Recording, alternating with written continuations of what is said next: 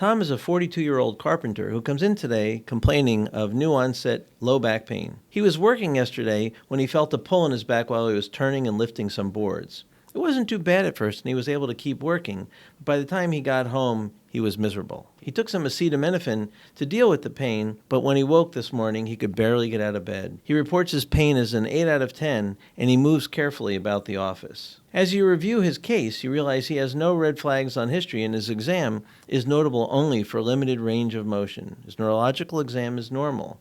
When you didn't begin to discuss treatment, he states that he needs to get back to work as soon as possible as he is self-employed, and if he doesn't work, he doesn't get paid.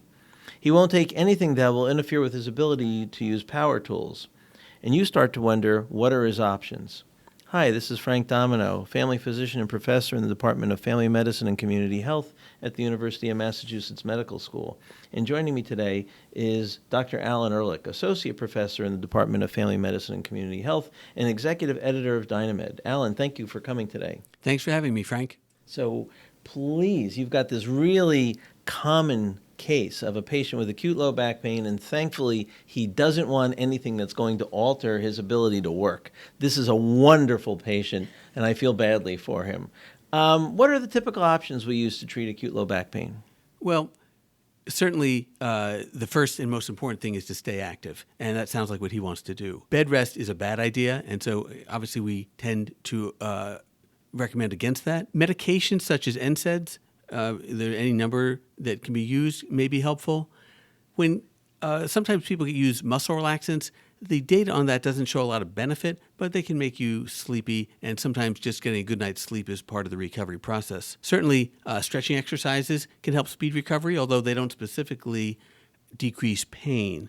And other modalities for which there's evidence of efficacy include heat or massage, spinal manipulation, such as osteopathic manipulation or chiropractic treatment, kinesiotaping, and acupuncture have all shown benefit. Physical therapy, the data is more limited, and certainly lumbar supports appear ineffective. And obviously the one thing we try to avoid in these situations is narcotics, if possible. But again, if people have bad enough pain, that is another option to help control that.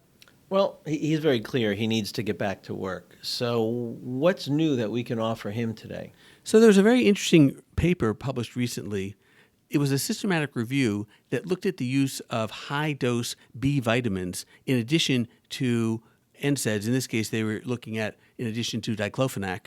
And it suggested that there was an analgesic effect of adding high-dose B vitamins. The doses used are much higher than are used for typical dietary nutrition purposes. And in the paper, they discussed some of the background for this. It's unclear why the vitamins would be effective as an analgesic, but some of them have anti-inflammatory effects, some of them have antioxidant effects. Some of them have been shown to reduce stress and depression, which obviously are comorbidities to back pain a lot. So while we don't know how it might work, the systematic review showed that there was some potential benefit. There were 4 randomized trials that looked at over 1,000 patients in the meta-analysis. The doses of the diclofenac were ranging between either 75 to 150 milligrams a day, and those are typically in divided 2 or 3 times a day dosing. The thiamine and pyridoxine, so let me back up. The B vitamins were B1, B6, and B12. B1, which is thiamine, they were giving between 100 and 300 milligrams a day. Same for the pyridoxine, which is B6. And for the B12, the doses were ranging between 750 micrograms and 2,000 micrograms per day. So just to recap, B1, B6, 100 milligrams a day, and B12, 750 to 2,000 micrograms per day, in addition to a decent dose of diclofenac. That's right. And what they found was the group that was taking diclofenac plus vitamins got off of medications in half the time that the group that only took diclofenac did. So in one of the studies, it was going from about 14 days to 7, and in other studies, it was going from about 7 days down to 3. So it was really shortening the duration that analgesics were needed. Very interesting. What's really curious is that they were able to do a systematic review on this, because it meant that people were commonly using diclofenac as a primary NSAID for treating acute low back pain, and that enough people thought there was reason to do multiple trials of this combination of B vitamins. So this sounds terrific. It's safe, it's effective, it cut medication use in 50%. Will it work for chronic low back pain as well? So it hasn't been studied for chronic low back pain, and there are reasons why it might not. Well, you might use it on a short-term basis. Again, the levels of these vitamins are very high, and particularly with B6, if you take more than 300 milligrams on an extended basis, there's some reports of it potentially having liver damage and things like that. So I think this is really something to be viewed in acute onset low back pain. Now, if you have acute on chronic, could you use in that situation? I think that might have some potential benefit. But I think for chronic low back pain, that's really a different problem, and I would be more cautious and at least wait for some data to be published on that.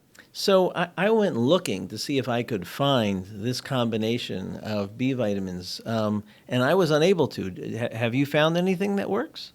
Whenever I'm thinking about using vitamins or supplements as part of the advice I give to patients, one of the things I always do is I'll go to a local health food store or the supermarkets, and I'll go through the aisles and see what's there, because I think if you're going to recommend this stuff to patients, you need to be able to give them very specific advice.